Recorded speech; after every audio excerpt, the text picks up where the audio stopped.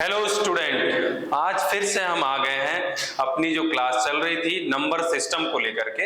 अब हम पढ़ेंगे इस पे कुछ क्वेश्चंस। अभी तक हमने क्या देखा, इसके सभी टाइप्स देखे, इसमें कौन कौन से नंबर आते हैं। जैसा कि हमने देखा natural number, whole number, integers और रेशनल नंबर, इर्रेशनल नंबर और रियल नंबर के बारे में पढ़ा। उसके बाद हमने पढ़ा कि फैक्टराइजेशन कैसे करते हैं और फैक्टराइजिंग फैक्टर क्या होता है।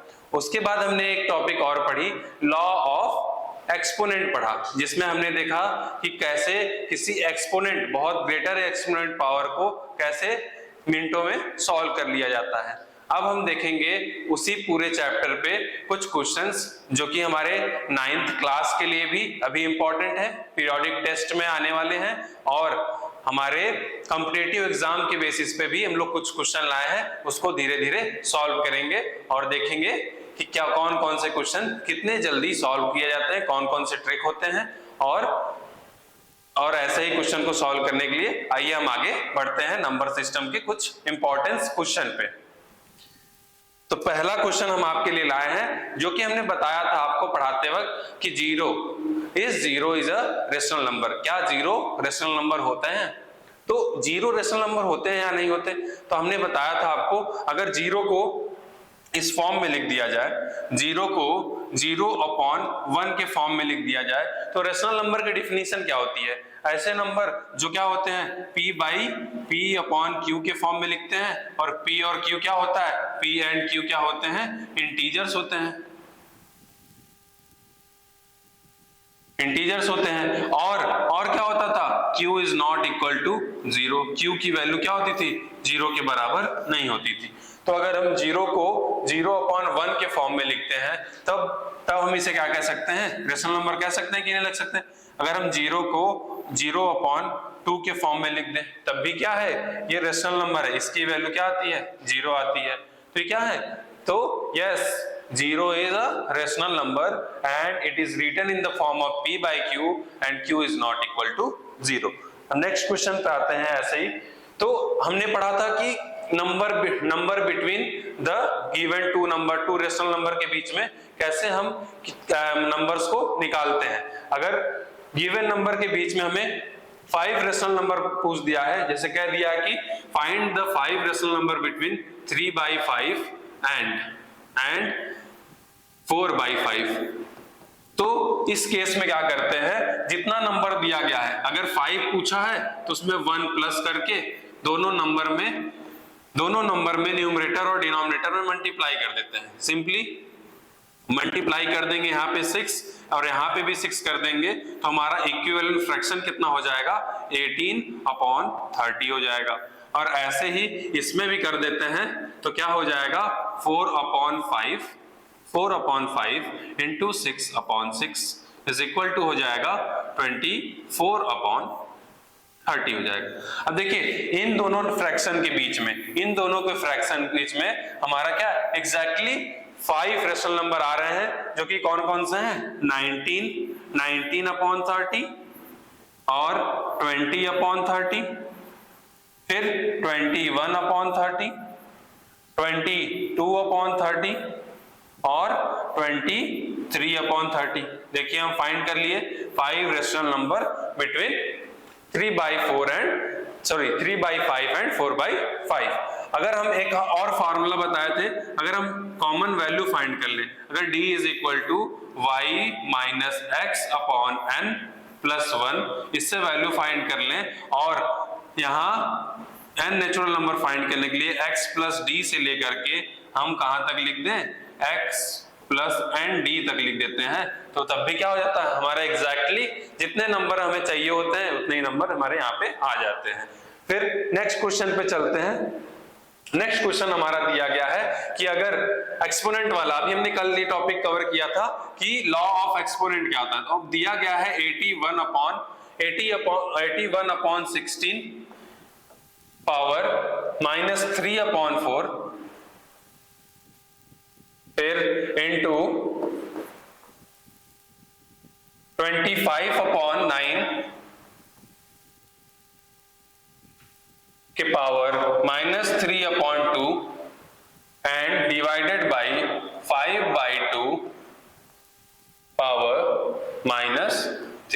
अब हमें इसको सॉल्व करना है। क्या करना है? इसको सिंप्लीफाई करना है। तो सिंप्लीफाई कर दिया जाए तो सबसे पहले क्या किया जाए, अगर हम इसके बेस को बनाएं, अगर ये देखें तो हमारा क्या है 3 टू द पावर 4 है, और 16 को अगर दिया जाए तो 2 के पावर 2 है, ठीक है। और यहाँ पे क्या हो गया 3 के पावर 3/4 हो गया, इनटू अगर यहाँ देखें 25 क्या होता है 5 का स्क्वायर होता है, और 9 क्या होता है 3 का स्क्वायर होता है। तो ऐसे लिखने के बाद उसके पावर क्या हो गया -3/2 हो गया, डिवाइडेड बाई 5/2 के पावर -3 हो गया।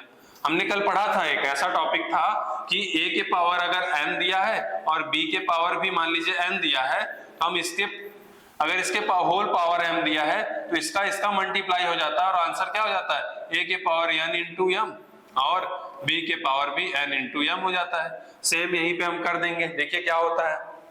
अगर इसको पावर भी कॉमन कर लें तो हमारे पास आ जाएगा 3/2 के पावर क्या हो जाएगा 4 इंटू -3/4 हो जाएगा, इंटू यहाँ पे देखिए 5/3 के पावर क्या हो जाएगा 2 इंटू -3/2 हो जाएगा, फिर डिवाइडेड बाई क्या हो जाएगा 5/2 के पावर -3 हो जाएगा। सिंपल। अब देखिए सिंपल भी हो गया। अब देखिए 4 से कैंसिल हो जा रहा है, यहाँ पे 2 से कैंसिल हो जा रहा है, यहाँ पे बच रहा है 3 टू द पावर 2 के पावर -3, और यहाँ इंटू इस ब्रैकेट में क्या बच जा रहा है 5/3 के पावर क्या हो रहा है -3 डिवाइडेड बाई 5 के पावर 2 और -3, ठीक है। अगर -3 दिया रहता है तो हम क्या कर लेते हैं, -3 दिया रहता है तो हम क्या कर लेते हैं भाई, तो इसको हम क्या करते हैं रेसिप्रोकल कर देते हैं इसका, तो हमारे पास वैल्यू आ जाती है 3 और क्या हो जाएगा इनटू यहाँ क्या हो जाएगा 3/5 के पावर 3 डिवाइडेड बाई 2/5 के पावर 3 हो गया। अब इसको हम सॉल्व कर देंगे। सॉल्व करने पे क्या आएगा देखिए, अगर 2/3 के पावर को ऐसे लिख दें 2/3 के पावर 3 है इंटू और 3/5 के पावर क्या है 3 है, डिवाइड को हम मल्टीप्लाई कर देते हैं और इसका रेसिप्रोकल हो जाता है 5/2 के पावर 3 अगर लिख देते हैं तो क्या आ जाएगा।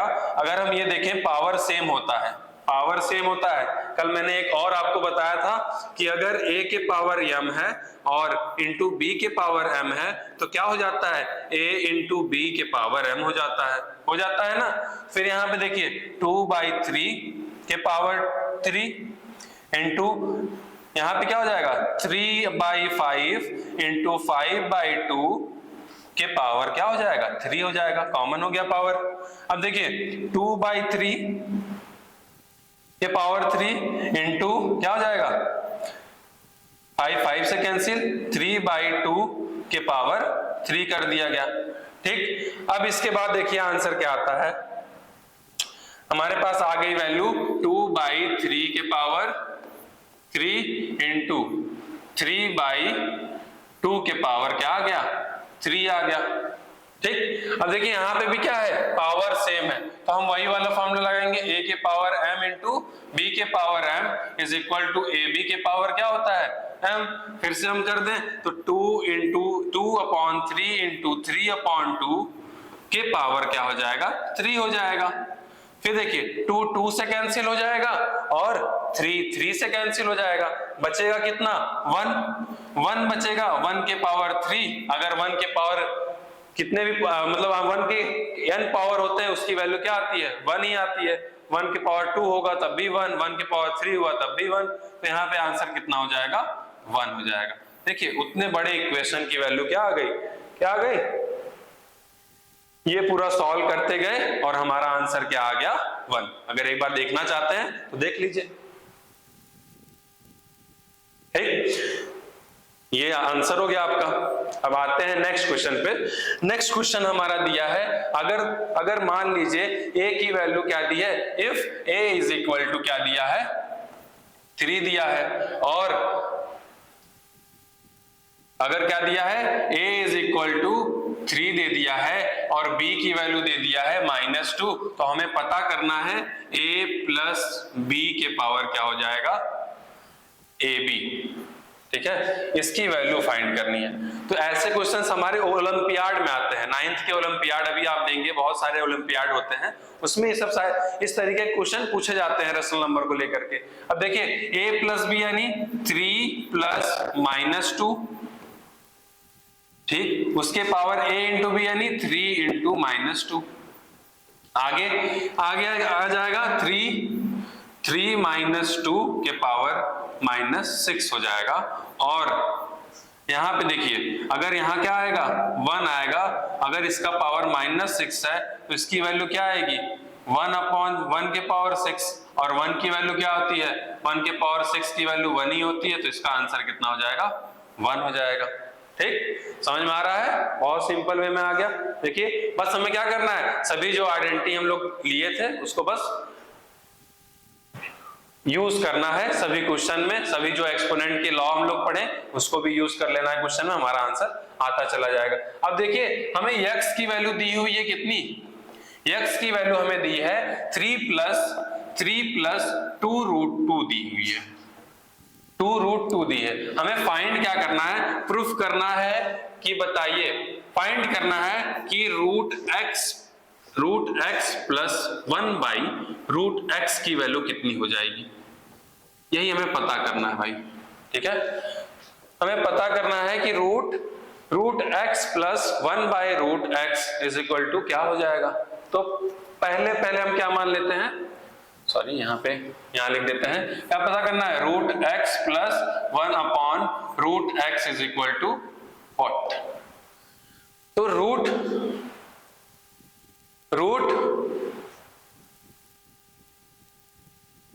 x माइनस है, सॉरी मिस्टेक हो गया, सॉरी। तो आइए हम नेक्स्ट क्वेश्चन पे चलते हैं और देखते हैं कौन सा क्वेश्चन है। तो देखिए x is equal to 3 plus √2, x is equal to 3 plus 2√2, और हमें फाइंड करनी है value x root x minus 1/√x की वैल्यू फाइंड करनी है। तो बताइए कितना होगा। अब हमारा रूट आ गया, हमें देख के थोड़ा घबराहट होने लगी। अब देखते हैं आगे क्या होता है।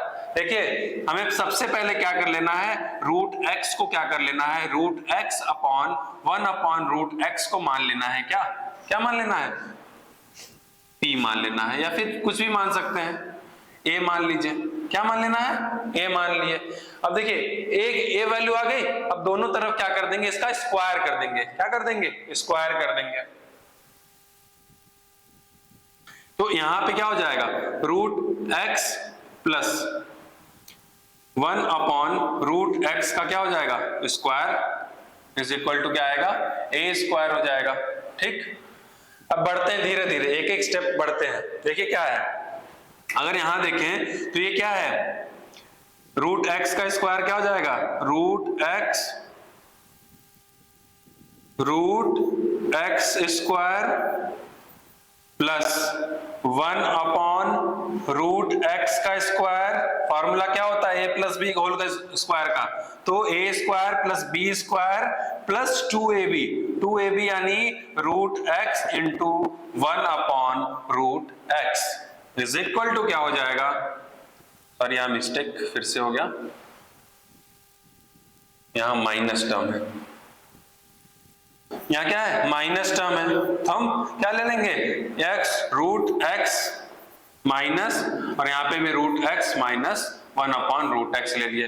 अब देखिए हमारा क्या टर्म आ गया, बस यहां पे चेंज हो जाएगा थोड़ा, क्या हो जाएगा, रूट एक्स माइनस 2 क्या होता है, a माइनस बी का whole square, a square minus b square, a square plus b square minus 2ab होता है। तो यहाँ पे हो गया 2ab, ये और b x है, रूट एक्स और रूट एक्स क्या हो जाएगा, कैंसिल आउट हो जाएगा, और हमारे पास इधर क्या है, a स्क्वायर है, और यहाँ कितना बचेगा, x प्लस 1/x, ठीक है, और minus 2 is equal to a square हो गया।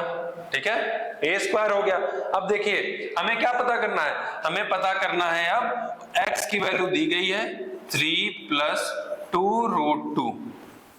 तो इस केस में हम देखते हैं, मैंने बताया है अगर हमें यहाँ पे पता करना हो 1/x की वैल्यू तो हम यहाँ से पहले सॉल्व कर लेंगे कि देखते हैं क्या इसका कॉन्जुगेट जो इसका स्क्वायर करने पे माइनस करेंगे, दोनों नंबर को स्क्वायर करके माइनस कर दे 1 आता है, 1 आता है तो इसके कॉन्जुगेट से हम लोग क्या करते हैं, बस यहाँ इसका कॉन्जुगेट लिख देते हैं, 3 - 2√2 हो जाएगा। अगर देखिए कैसा होता है कि नहीं होता है, देखिए 3 का स्क्वायर क्या होता है, 3 का स्क्वायर होता है 9, अगर उसमें से 2 का स्क्वायर 4 और √2 का 2, 8 माइनस कर देते हैं तो कितना आ जाता है, 1 आ जाता है।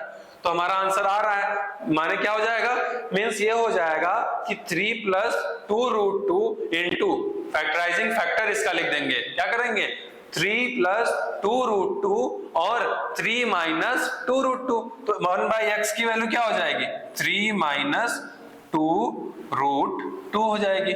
फिर इस वैल्यू को कहां पे ले आके पुट कर देंगे, यहां पे इन दोनों वैल्यू को पुट करेंगे तो यहां पे आएगा 3 + 2√2 प्लस क्या 3 - 2√2 - 2 = a²। ठीक है, a² हो गया। अब देखिए √2 क्या हो रहा है, कैंसिल आउट हो रहा है और यहां बच रहा है 3 + 3 6 - 2 = a² हो रहा है और यहां पे क्या जा रहा है 4 और a²। अब देखिए a² अगर 4 आ रहा है, ठीक है, a² 4 आ रहा है तो हमारी वैल्यू a की क्या हो जाएगी, a क्या हो जाएगी +- 2 हो जाएगी। अब देखिए a हम किसको माने थे, a किसको मान रखे थे, √x - 1/√x को मान रखे थे, तो √x - 1/√x क्या हो जाएगा +-2। अब कौन सा ऑप्शन सही हो गया भाई, भाइयों ए ऑप्शन क्या है, करेक्ट है, क्या आएगा +-2 हो जाएगा। देखिए बहुत आसानी से सॉल्व कर लिए, अगर हम यहाँ वैल्यू पुट करते तो बहुत हमें डिफिकल्टी होती, बहुत लेंथी जाता हमारा सोल्यूशन। तो हम इसे क्या मान लेंगे, ए मान लिया, कोई भी वेरिएबल मान लेंगे और उस हिसाब से स्क्वायर करते हुए सॉल्व करते आ जाएंगे, हमें √x - 1/√x की वैल्यू मिल जाएगी। अब आगे बढ़ते हैं, देखिए क्या है, प्रूव दैट, देखिए यहाँ पे भी वही वाला क्वेश्चन है, उसी टाइप का क्वेश्चन है, प्रूव दैट 1/1 + x⁻a - b और नेक्स्ट क्या है +1 + xb - a, आगे आता है 1, हमें इसको क्या करना है 1 प्रूफ करना है। देखिए कैसे करेंगे, पहले तो इस फॉर्म में लिख लें 1/, अगर इसको लिखना है तो यह क्या हो जाएगा 1 + a - b होता है, हमने ये भी पढ़ा है फॉर्मूला, क्या पढ़ा था एक्सपोनेंट में, लॉ ऑफ एक्सपोनेंट में पढ़ा था, अगर कोई वैल्यू a⁻m - दी रहती है तो इसको हम कैसे लिखते हैं, a⁻m/a⁴n, इसमें लिख देते हैं। तो सिंपली इसको भी कैसे लिख देंगे, x⁻a/x⁻b लिख देंगे, ठीक, और ऐसे ही यहाँ पे भी कन्वर्ट कर देंगे तो 1 + x⁻b और x⁻a हो जाएगा। अब इसके बाद देखिए, इसके बाद क्या होगा, नेक्स्ट स्टेप में हम इसका क्या कर देंगे, एलसीएम ले लेंगे और हमारे पास यहाँ आ जाएगा x⁻b + x⁻a/x⁻b = 1/1 + x⁻b x⁻a + x⁻b/x⁻a। अब ये वाला क्या होता है, ऊपर मल्टीप्लाई हो जाता है, जानते हैं आप, अगर 1/अपॉन में अपॉन होता है तो ऐसे क्या हो जाता है, नीचे वाले टर्म को ऊपर मल्टीप्लाई कर देते हैं। तो हमारा नेक्स्ट फ्रैक्शन क्या बन जाएगा, x⁻b/xb + xa और प्लस क्या हो जाएगा x⁻a/x⁻b हो जाएगा। अगर यहाँ हम एलसीएम लेते हैं इन दोनों नंबर का तो देखिए x⁻b तो कॉमन मल्टीपल इसका क्या हो गया, x⁻a + x⁻b। अब देखिए और ऊपर क्या बच रहा है, x⁻b + x⁻a।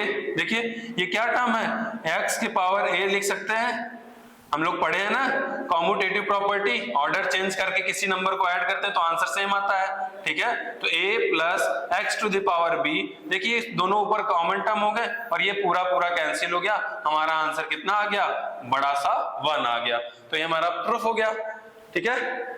In the way of this हम लोग क्या कर लिए, इसको प्रूफ कर लिए, 1 आ गया, ठीक है। समझ में आ रहा है, बस कुछ नहीं करना है, इस एक्सपोनेंट, लॉ ऑफ एक्सपोनेंट को हमेशा ध्यान में रखना है और हमारा जो सोल्यूशन होगा इजी हो जाएगा। अब देखिए नेक्स्ट क्वेश्चन पे आते हैं।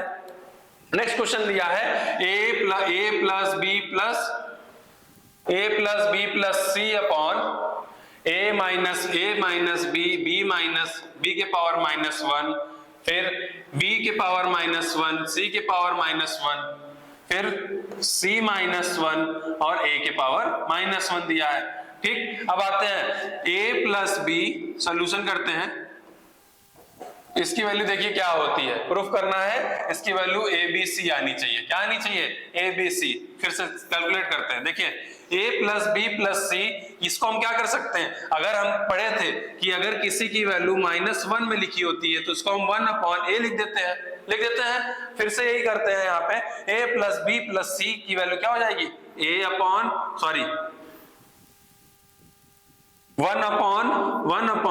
a हो जाएगा इंटू 1 अपॉन क्या हो जाएगा, b हो जाएगा, plus 1 upon b into 1 upon c हो जाएगा, plus 1 upon c into 1 upon a हो जाएगा। इसके बाद नेक्स्ट स्टेप में क्या करेंगे, इन सब में एलसीएम लेंगे, इन सब का ये ab हो गया, ये bc हो गया और ये c हो गया।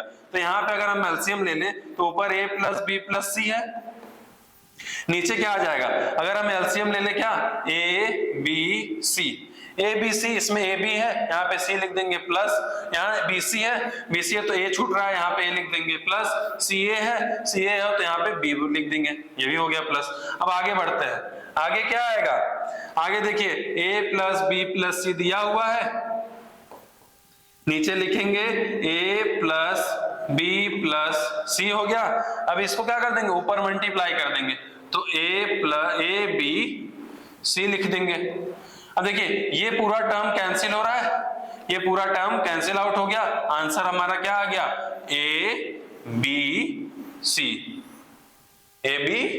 आ गया, ठीक है। समझ में आ रहा है, देखिए फिर से वही आया, law of exponent, a to the power -1 होता है तो उसको हम कैसे लिख देते हैं, 1 अपॉन a लिख देते हैं, फ्रैक्शन फॉर्म में लिख देते हैं। फिर आगे बढ़ते हैं, आगे दिया है, अब देखिए इसको बस पढ़ना है और समझना है क्या है, कि the reciprocal of negative rational number, अगर कोई नेगेटिव रेशनल नंबर दिया हो, ले लेते हैं -1/2, ये क्या है, -1/2, ठीक है। ये कैसा नंबर है, नेगेटिव रेशनल नंबर है। अगर हम कहें तो बताइए रेसिप्रोकल इसका क्या होगा, रेसिप्रोकल भैया क्या होगा, रेसिप्रोकल हो जाएगा -2/1, यही हो जाएगा ना, रेसिप्रोकल तो यही हो जाएगा। तो बताइए, अब ऑप्शन देखिए, reciprocal of negative rational number is positive rational number, क्या ये पॉजिटिव रेशनल नंबर आया है, नहीं आया है। फिर बढ़िए, is a negative rational number, क्या है, yes it is a negative rational number, ठीक। ऐसे सॉल्व कर लिए, आगे बढ़ते हैं। आगे दिया है √2 की वैल्यू आपको गिवन है, √2 की वैल्यू कितनी दी है, 1.4 दी है, आपको पता करना है √98 की वैल्यू। तो हमारे पास कई ऑप्शन है, अब इसको हम धीरे धीरे क्या करेंगे, कैलकुलेट करेंगे। देखिए क्या होता है, अगर हम 98 का फैक्टर कर ले, 98 का अगर फैक्टर कर लेते हैं तो हम इसको 2 से काटते हैं, यहाँ 49 आता है और यहाँ 7 से काटते हैं तो 7 से काटे फिर 1 आ गया। फिर यहाँ पे हम 98 का फैक्टर लिख लिए, क्या आ गया, 2 इंटू 7 इंटू क्या हो गया, 7 हो गया। 7 अगर पेयर में है तो स्क्वायर रूट से एक 7 बाहर हो गया और √2 लिख दिया गया। फिर क्या हो गया, √2 की वैल्यू हमें गिवन है तो 7 इंटू क्या लिख दिए, 1.4 लिख दिए, आंसर कितना आ गया, 9.8 आ गया, ठीक है। समझ में आ रहा है, इतना सिंपल वे में आ गया। तो कहला कौन सा आंसर हो गया, सेकंड ऑप्शन 9.8 हो गया। अब आगे बढ़ते हैं दूसरे नेक्स्ट क्वेश्चन पे, क्या लिखा है कि the decimal form of 129 upon 2 के पावर 2 इंटू 5 के पावर -7 इंटू 7 के पावर 5 बताना है क्या। अब इसमें सॉल्व नहीं करना है, बस हमें क्या बताना है कि कौन सा ऑप्शन सही होगा। तो ये बताइए, अगर 1 2 9 के अपॉन 2 के पावर 2 5 के पावर 7 और 7 के पावर क्या हो 5 हो, तो बताइए टर्मिनेटिंग डेसिमल आएंगे या नॉन टर्मिनेटिंग आएंगे, नॉन टर्मिनेटिंग नॉन रिपीटिंग आएंगे या नॉन ऑफ द एबव आएंगे। बताइए क्या आएगा। अगर हम देखें तो हम टर्मिनेटिंग के केस में देखा गया, जब हमने बताया था क्या कि अगर डिनोमिनेटर 2 के पावर n का फैक्टर हो या 5 के पावर n का फैक्टर हो या 2 के पावर n इंटू 5 के पावर n का फैक्टर हो, तभी कैसे नंबर रेशनल नंबर क्या होते हैं टर्मिनेट करते हैं। तभी रेशनल नंबर क्या होते हैं, कोई भी गिवन नंबर तभी टर्मिनेट करते हैं, तो टर्मिनेट नहीं हो पाएंगे। ठीक है, तो ये क्या हो गया, तो ये क्या होंगे टर्मिनेट तो नहीं होंगे। तो दूसरे ऑप्शन पे आते हैं, नॉन टर्मिनेटिंग होंगे। तो बताइए नॉन टर्मिनेटिंग होंगे या नॉन रिपीटिंग होंगे। तो बताइए नॉन रिपीटिंग किस नंबर को कहते हैं, इर्रेशनल नंबर को कहते हैं। तो क्या ये इर्रेशनल कहीं से दिख रहा है, रूट वाली वैल्यू है कोई नहीं है, तो इसको क्या कहेंगे हम, नॉन टर्मिनेटिंग नंबर आ जाएगा। तो बी वाला ऑप्शन क्या हो जाएगा, बी वाला ऑप्शन आपका क्या हो जाएगा, करेक्ट हो जाएगा। ये क्या होंगे, नॉन टर्मिनेटिंग रेशनल नंबर होंगे। क्यों, क्योंकि यहाँ पे फैक्टर में देखा जा रहा है कि 7 आ गया है, 7 फैक्टर आ गया। अगर ये दोनों गिवन होते तो हमारा टर्मिनेट कर जाता, लेकिन यहाँ पे क्या दिया है 7, तो टर्मिनेट नहीं होगा। अब आगे बढ़ते हैं, आगे क्वेश्चन दिया है, a number is irrational if and only if it's decimal representation is. मतलब अगर कोई नंबर इर्रेशनल तभी कहा जाएगा जब उसका डेसिमल रिप्रेजेंटेशन कैसा हो, पहला दिया है टर्मिनेटिंग हो। क्या टर्मिनेटिंग रेशनल नंबर होते हैं, इरेशनल नंबर ऐसे होते हैं कि जो टर्मिनेट कर जाए, नहीं होते। दूसरा क्या ऑप्शन दिया है, non terminating repeating. Non terminating और रिपीटिंग कैसे नंबर होते हैं, आपको बताए थे हम, दो टाइप रेशनल नंबर में दो चीज होते हैं ना, terminating non terminating. Non terminating में कैसे रेशनल नंबर होता है, रिपीटिंग रेशनल नंबर कौन से होते हैं, रिपीटिंग नंबर्स क्या होते हैं, रेशनल नंबर होते हैं। रिपीटिंग डेसिमल क्या होते हैं, रेशनल नंबर होते थे। नॉन टर्मिनेटिंग क्या होते थे, नॉन टर्मिनेटिंग में जो नॉन रिपीट मतलब रिपीट नहीं करते थे, उन्हें हम क्या कहते थे, इर्रेशनल नंबर कहते थे। तो हमारा ऑप्शन कौन सा सही हो जाएगा, last option, non terminating non repeating answer सही हो जाएगा। नेक्स्ट क्वेश्चन पे आते हैं, देखिए फाइंड द वैल्यू ऑफ, इस टाइप के क्वेश्चन हमने कल किया था, फाइंड द वैल्यू ऑफ +19 8√3, इसकी वैल्यू हमें फाइंड करनी है। तो कैसे करेंगे, हम इसको क्या कर लेंगे, ब्रेक कर लेंगे, डिवाइड कर लेंगे कुछ पार्ट्स में। अगर हम कहें इसको कि ये क्या है, 4 का स्क्वायर प्लस √3 का स्क्वायर है। अगर 19 को कह दें भाई कि ये क्या है, 19 को अगर हम कह दें कि ये 4 का स्क्वायर और प्लस √3 का स्क्वायर है, हम इसको कैसे फाइंड कर सकते हैं। अगर इसको 16 √3 का स्क्वायर 3, इसका वैल्यू क्या आ गए 19, तो ये है ना, है। अब आगे बढ़िए, ये क्या है 8, अगर हम इसको लिख दें 2 इंटू क्या लिख दें, 2 इंटू 4 √3 लिख दें, तो क्या हो गया, यहाँ पे एक फॉर्मूला बनता हुआ दिख रहा है, a square plus b square plus 2ab बन रहा है। हम लिख सकते हैं 4 प्लस √3 का होल स्क्वायर, ये रूट में है। अगर स्क्वायर वैल्यू है तो रूट कैंसिल हो जाएगा, हमारे पास वैल्यू कितनी मिल जाएगी, 4 प्लस √3 मिल जाएगी। 4 प्लस √3 क्या गिवन है, 4 प्लस √3 गिवन है कि नहीं गिवन है, गिवन है। तो फर्स्ट ऑप्शन क्या हो जाएगा, करेक्ट हो जाएगा। अब आगे बढ़ते हैं नेक्स्ट क्वेश्चन पे। नेक्स्ट क्वेश्चन दिया है कि बताइए cube root of under root of 0.00064। अब बताइए इसकी वैल्यू फाइंड करनी है हमें, इसकी वैल्यू फाइंड करनी है। तो हमें पता है कि अंडर रूट को अगर a अंडर रूट में होता है, कल हमने पढ़ा था एक्सपोनेंट, लॉ ऑफ एक्सपोनेंट में, अगर a अंडर रूट होता है इसकी पावर कितना हो जाता है 1/2। अगर a क्यूब में होता है तो इसके पावर क्या हो जाता है, a के पावर 1/3 हो जाता है। तो इसको कैसे सॉल्व कर लेंगे, देखिए 0.00064 के पावर क्या हो जाएगा 1/2, इसके पावर अभी क्यूब रूट बचा हुआ है, फिर इसको चेंज कर लेंगे 0.00064 के पावर 1/2 और इसके पावर क्या हो जाएगा 1/3। अब हमने पढ़ा था, एक और मेंशन किया था कि अगर a के पावर m है उसके पावर n है तो क्या हो जाता है a के पावर m इंटू n हो जाता है। फिर से हम a के पावर m इंटू n कर देते हैं तो हमारे पास कितना आ जाएगा 0.00064 टू द पावर 1/6 हो जाएगा। 2 3 जा 6, 1/6 आ गया। क्या ये देखिए यहाँ पे 6 पेयर बन रहे हैं, 6 पॉइंट्स आ रहे हैं डेसिमल के बाद, यस आ रहे हैं। तो ये क्या होता है, ये होता है अगर हम लिखें इसको तो 0.2 इंटू 0.2 इंटू 0.2 इंटू 0.2 इंटू कितने हो गए 0.2 इंटू 0.2 की वैल्यू है। अगर हम यहाँ 6 लगा दिए, अगर यहाँ 6 लग गया तो इसमें 6 पेयर में से कितनी वैल्यू निकलेगी, सिर्फ एक वैल्यू, तो इसका आंसर कितना हो जाएगा 0.2। क्या ये गिवन है, ऑप्शन में गिवन है 0.2, हाँ गिवन है। कौन सा option, D option is correct. देखिए कितने सिंपल वे में सॉल्व हो रहे हैं, बस हमें क्या पता होना चाहिए, लॉ ऑफ एक्सपोनेंट। फिर से आ गया सिंप्लीफाई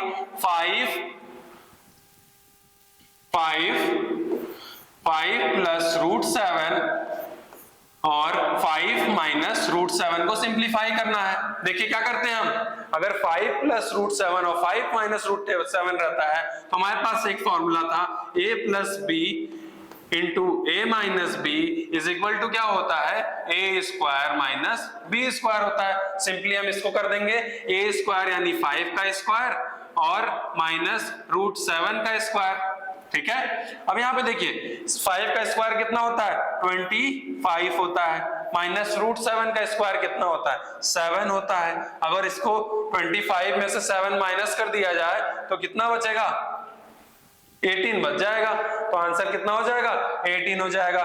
नेक्स्ट क्वेश्चन पे आते हैं। नेक्स्ट क्वेश्चन दिया हुआ है, देखिए ये थोड़ा कॉम्प्लिकेटेड क्वेश्चन है। 3 होल 1/4 टू द पावर 4, फिर minus 4 whole 1/3 to the power 4, फिर आगे बढ़िए upon 3 whole 1/4 to the power 4 2 minus 4 whole 1/3 के पावर 2 हो गया। अब देखिए हम इसको किस फॉर्म में बदल सकते हैं, अगर देखें तो हमारा ये फॉर्मूला अगर ऐसे कर दें ए स्क्वायर का स्क्वायर माइनस बी स्क्वायर का स्क्वायर, तो इसको हम लिख सकते हैं इस फॉर्म में ए स्क्वायर प्लस बी स्क्वायर और ए स्क्वायर माइनस बी स्क्वायर के फॉर्म में लिख सकते हैं। तो हम इसको लिख देते हैं क्या, अगर हम लिख दें 3 होल 1/4 के स्क्वायर का होल स्क्वायर अगर कह दें और माइनस, और इसको क्या लिख दें 4 होल 1/3 के पावर 2 के पावर क्या लिख दें 2 लिख दें, और अपॉन में क्या है 3 होल 1/4 के पावर 2 हो गया माइनस 4 होल 1/3 के पावर 2 हो गया। अब इसकी वैल्यू हम लिखते हैं, इसकी वैल्यू लिखते हैं क्या होगी, देखिए 3 होल, वहां पे फॉर्मूला देख लीजिए ए स्क्वायर यानी 3 होल 1/4 का होल स्क्वायर प्लस 3 होल 1/4 का होल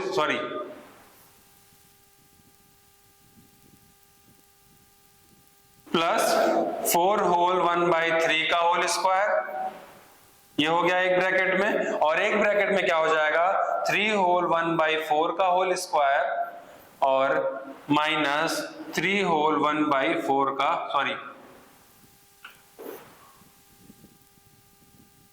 माइनस 4 होल 1/3 का होल स्क्वायर हो गया।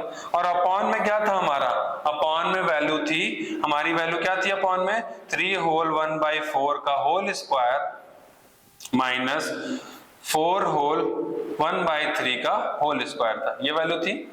ये देखिए ये वैल्यू कैंसिल आउट हो जाएगी इस वैल्यू से, तो हमारे पास क्या बचेगा, हमारे पास बचेगा हमारे पास क्या बचेगा, देखिए 3 होल 1/4 का होल स्क्वायर, ठीक है, 3 होल 1/4 का होल स्क्वायर बचा, और बच्चों क्या बचा, 4 होल 1/3 का होल स्क्वायर बचा। इसको कैलकुलेट कर लेते हैं, वैल्यू को कैलकुलेट करेंगे तो 4 3 जा 12 1 13 अपॉन कितना हो जाएगा 4 हो जाएगा, और इसका स्क्वायर प्लस 3 4 जा 12 1 13 अपॉन 3 हो जाएगा, और इसका स्क्वायर लिख देंगे।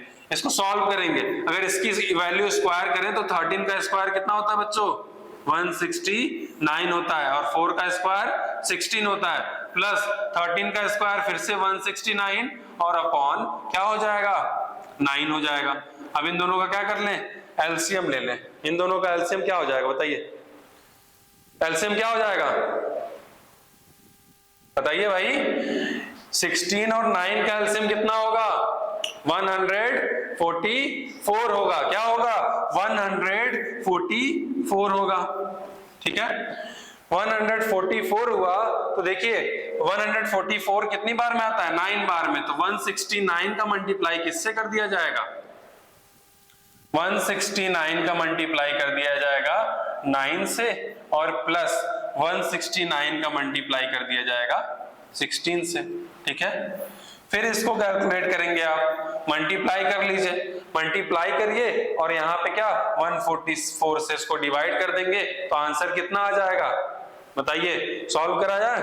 देखिए 9 9 जा 81, 9 6 जा 54 और 8 कितना हो जाएगा 62, 9 1 जा 9 और 6 कितना हो गया 15, प्लस क्या हो गया 16 9 जा कितना होता है 144 होता है भाई, और 16 6 जा कितना होता है 96 में अगर 14 ऐड करते हैं तो कितना आता है 110, 11 कैरी हो गया, 16 1 जा 16 और 11 25 हो गया, और अपॉन में कितना आ गया 144 आ गया, ठीक। अब यहां देखिए अगर हम इन दोनों को ऐड कर दें तो हमारे पास 5 आ गई वैल्यू, 2 आ गई, और 5 5 10 हो गया, और यहाँ पे क्या वैल्यू आ गया क्या 2 + 1 3 और 3 1 4 हो गया, और अपॉन 144 हो गया।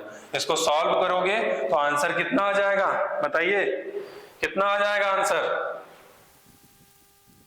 इसको अगर डिवाइड करें तो कितना आ जाएगा आंसर, आंसर आ जाएगा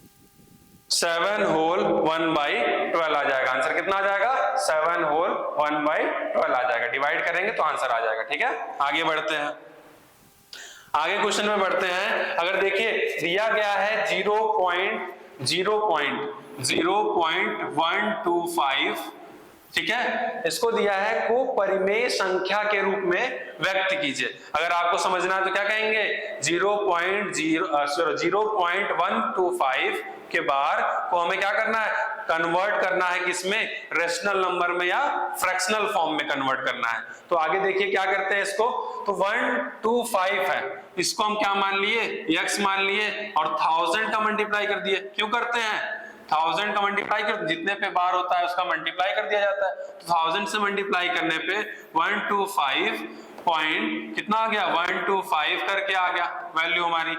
अगर हम इसमें से 1000 x is equal to 125 plus 0.125 लिख दे तो क्या हो जाएगा, ये वैल्यू किसके इक्वल है x के इक्वल है, तो 1000 x इज इक्वल टू 125, ठीक है, प्लस x इधर आएगा x माइनस हो जाएगा तो 1000x minus x is equal to 125, और यहाँ पे आ जाएगा 999 x इज इक्वल टू 125, और हमारा आंसर कितना आ गया x अपॉन 125 के अपॉन 999, सिंपल, ठीक है। आ गया कितना 125 अपॉन 999। ये तो कॉम्पिटिटिव एग्जाम का क्वेश्चन है, बहुत सिंपल वे में क्या कर देंगे, बस कितना है 125 पे बार है तो सीधे सीधे लिखना है क्या, कि अगर x की वैल्यू ये दी है तो हमें लिख देना है 1000, अगर 3 पे बार है तो क्या लिख देना डायरेक्ट 9999 और x इज इक्वल टू हो जाएगा 125 और x इज इक्वल टू आ जाएगा 125 अपॉन 999 आ जाएगा। सिंपल है। आगे बढ़ते हैं। देखिए दिया है कि 1 अपॉन 2 प्लस रूट 3 के हर का परिमेय मान ज्ञात कीजिए। परिमेय मान क्या होता है? परिमेय मान क्या होता है? रैशनलाइज करना है इसको। क्या करना है?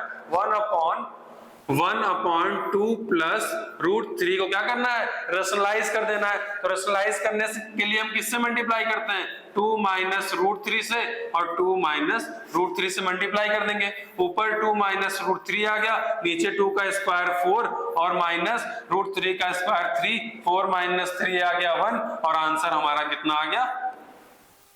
2 माइनस रूट 3 हो गया। देखिए 2 माइनस रूट 3 क्या दिया है? यस, ये क्या हो गया? ऑप्शन बी सही हो गया। क्या हो गया? रैशनलाइज कर दिया हम और हमारा रैशनलाइज फॉर्म क्या हो गया? 2 माइनस रूट 3। नेक्स्ट क्वेश्चन पे आते हैं।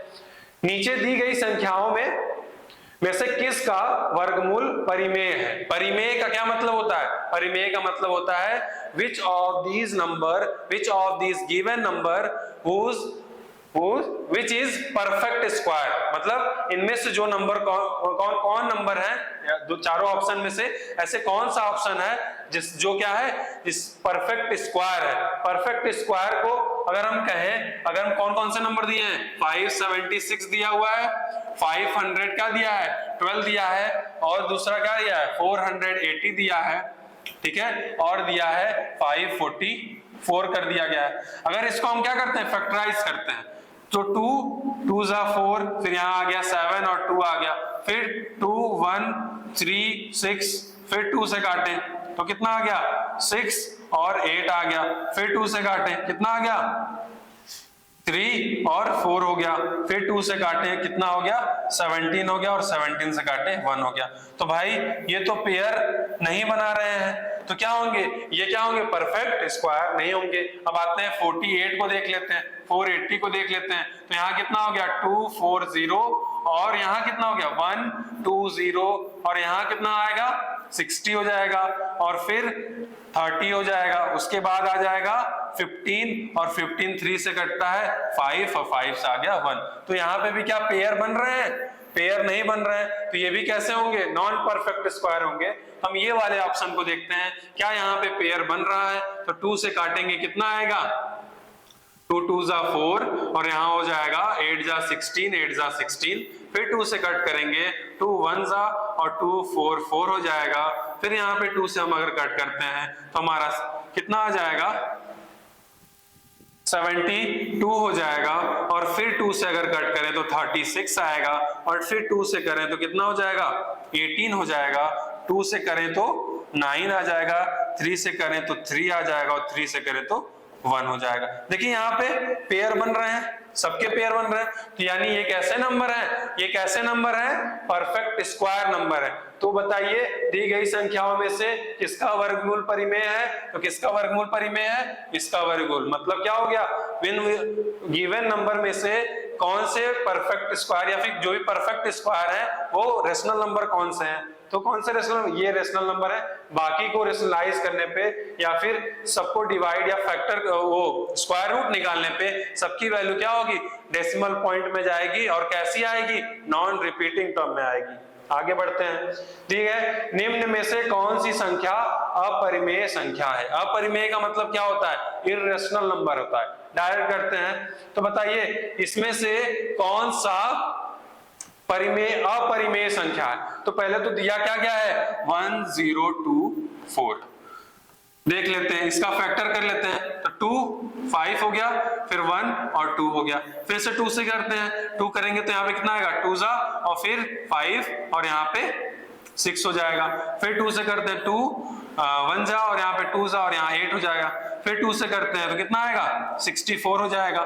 फिर 2 से करेंगे तो आएगा 32। फिर 2 से करेंगे तो 16, 2 से किए तो कितना हुआ? 2 से किए तो आया 8, 2 से किए तो 4 और 4 को 2 से किए तो 2 और 2 को 2 से किए तो 1 हो गया। अब बताइए क्या ये 4 पेयर बना रहे हैं? 1 2 3 4, ये तो 5 बना रहे हैं। तो यहाँ पे क्या होगा? नहीं होगा ना। अगर इसको देखा जाए तो कैसे देखा जाता है? 4 का पेयर अगर बन रहा है, 4 का पेयर एक बन गया और 2 ठो रह जा रहे हैं, तो मतलब पहला तो नहीं है। पहला क्या है? अपरिमेय संख्या। पहले देखिए चेक करते हैं। दूसरा क्या है? पहला तो रेशनल नंबर नहीं है। दूसरा देखिए रेशनल नंबर है क्या?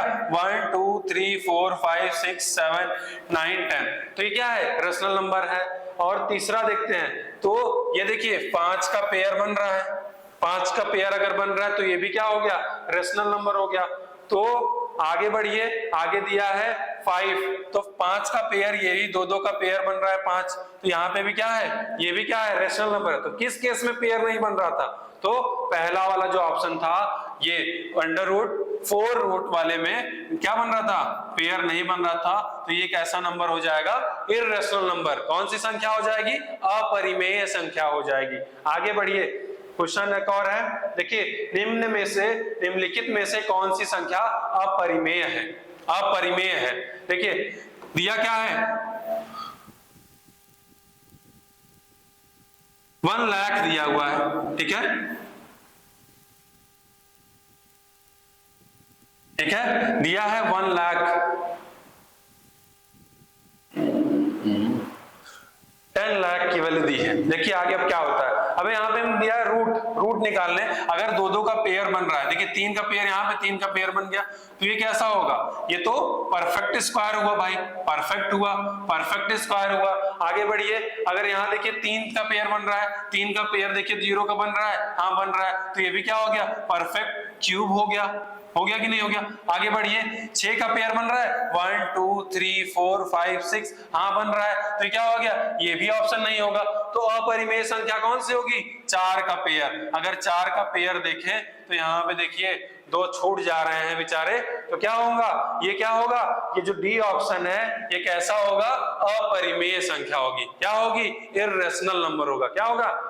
अपरिमेय संख्या। आगे बढ़े, आगे क्वेश्चन दिया है कि बताइए नीचे दी गई संख्याओं में से कौन सी परिमेय संख्या है। अब क्या बताना? परिमेय संख्या नहीं है, मतलब in which of the following which are not rational number, कौन से रेशनल नंबर नहीं है। तो देखिए रूट 64, रूट अगर 64 की बात की जाए तो 64 क्या होता है? 8 into 8 होता है। इसकी वैल्यू क्या होगी? 8। तो ये कैसा नंबर हो गया? रेशनल नंबर हो गया।